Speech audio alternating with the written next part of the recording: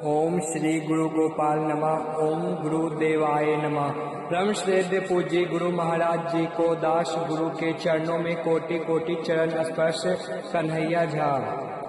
गुरु जी, मेरा प्रश्न यह है कि आजकल पूजा पाठ जप अनुष्ठान बहुत होते हैं, पर उनका प्रतिफल क्यों नहीं प्राप्त होता है? कृपा कर मार्गदर्शन कृपा करने की कृपा करे।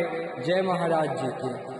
आशीर्वाद हो खुदा आपको कन्हैया जी और बहुत साधुवाद प्रश्न करने के लिए।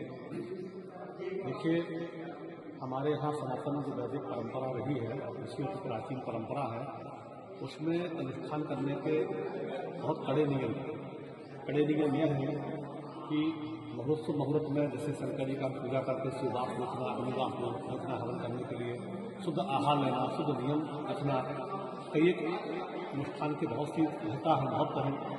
और उसके साथ साथ जो मेन विधान है कि शुभ मुहूर्त में लेने के साथ साथ शुद्ध आहार लेना, जमीन पर सोना, तेल इत्यादि नहीं लगाना, काफ़ी नियम शास्त्र में बताए गए हैं।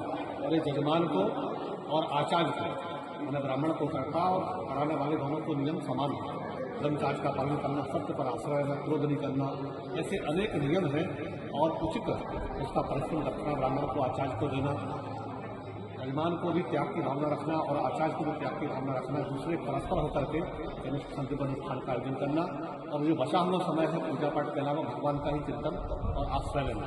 यजमान का शुद्ध पैसा लगना चाहिए और शुद्ध धन का जो उपार्जन है वो पूजा पाठ में लगना चाहिए।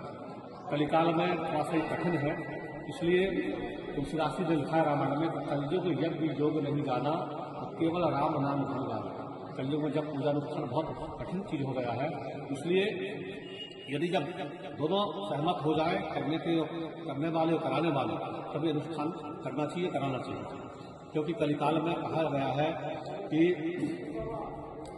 जिह्वा दग्धौ परान्ययनो, मनुष्य का जो जिह्वा है भोज खाते खाते, अन्न खाते खाते पराया वो जल चुकी है।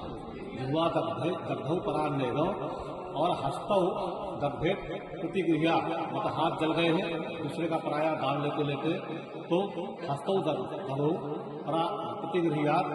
और परा स्त्री फिर मनौ दग्धौ, दूसरों की स्त्रियों में, दूसरों के दर्शनों में मन उसका जल गया है। तो कथम कलो सिद्धि भवे, कहाँ से आपको सिद्धि होगी, कहाँ से आपको जो है ये प्राप्त होगा, उसका फल प्राप्त होगा। क्योंकि मन वचन तो आपका सही रहा, शुद्ध रहा नहीं। जब तक मन वचन कर्म से हम शुद्ध नहीं होंगे तो हमारा आपका फल नहीं मिलेगा, वो थक जाएगा। इसलिए कर्ता, कराने वाले और करने वाले दोनों को बहुत पवित्र होना चाहिए, नहीं तो आपको कोई कथम सिद्धि कलो भवे, आपको कोई सिद्धि प्राप्त नहीं होगी और सिद्धि तो होगी नहीं और उल्टा अभ्यस्त मिलेगा। इसलिए दोनों को कर्ता को बहुत सजग होकर अनुष्ठान करना चाहिए। मैं इन शब्दों के साथ पंडित भूषण शास्त्री